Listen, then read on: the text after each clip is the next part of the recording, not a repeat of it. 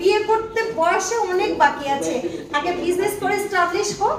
আমার ভাইয়া ছোট বাচ্চা একটা ছেলে কিশোর। এইদিকে বেশি হচ্ছে ওয়াশরুম, এখানে হচ্ছে আপনার শ্যাম্পু বেড।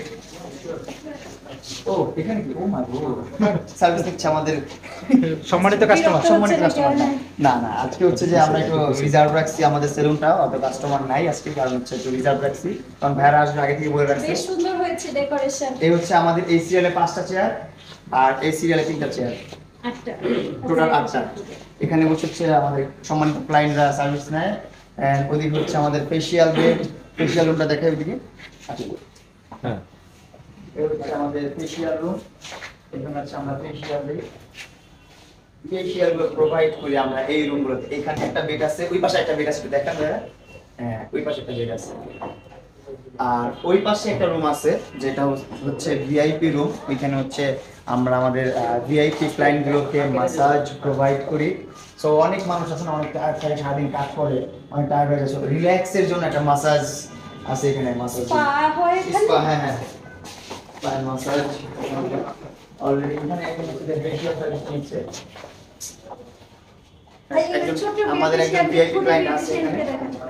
ইয়েস, ওরা কিন্তু খুব এক্সপার্ট, তাই না? খুবই এক্সপার্ট, নিজে করতেছে, কাজ করতেছে, কিন্তু ভিআইপি কাজ করতেছে ওইখানে। সরি আপনাদের ভিআইপি রুমে ডিস্টার্ব করলাম একটু। সো এখানে আমাদের অনেক ডেকোরেশন বাকি আছে, আমাদের ফ্যান ফলোয়ার ওইগুলো গ্লাস যাতায়াত করে ভেঙে গেছে, ওইগুলো চেঞ্জ করতে হবে। দেন এখানে হচ্ছে ওয়েডিং রুম, এখানে আমরা সোফা দিব, সেটআপ করব। এখানে আমাদের যে সম্মানিত ক্লায়েন্টগুলো আছে তারা এখানে বসে ওয়েট করবে, যেমন আপনি আসবেন, আপনি আসলে তাকে এসে যাই ওয়েট করবেন, সমস্যা নেই। আচ্ছা আপু, কি দেখলেন মামুনের যে প্রিন্স কমপ্লেক্স সেলুন? ভালো, খুবই সুন্দর হয়েছে, পরিষ্কার পরিচ্ছন্ন, মানে নরমাল সেলুনের মতো তো না, এটা পার্লার, জেন্টস একটা পার্লার। এখানে এই টু জেড সব ধরনের সার্ভিস এবং আছে, একদম শীততাপ নিয়ন্ত্রিত, আসলেই ঠান্ডা হয়ে যাবে, কুল হয়ে যায়। অনেকে কি করে বাইরে লিখে রাখে এসি সেলুন।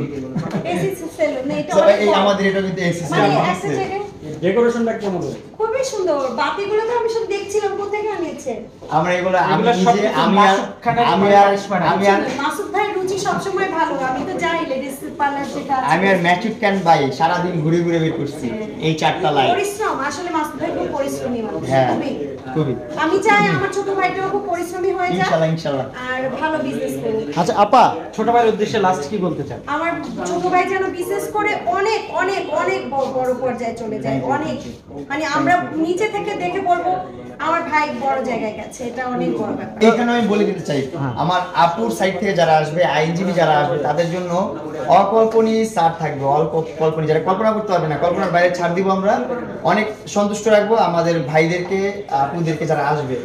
আপুদেরকে হচ্ছে যে ধানমন্ডি 9 মিনা বাজার রোডে 55 নম্বর হাউস, ওইখানে দিবে মাসুদ খান মেয়েদের জন্য। আর এখানে ছেলেদের জন্য প্রিন্স কাট সেলুন, এটা হচ্ছে যমুনা ফিউচার পার্কের সাইডে বসুন্ধরা রোডে প্রিন্স কাট সেলুন। আমাদের সেলুনের নিচে আছে চিলক্স, অ্যাপেক্স, এগুলো আছে। এটা লেকচার 4 আমাদের সেলুনটা।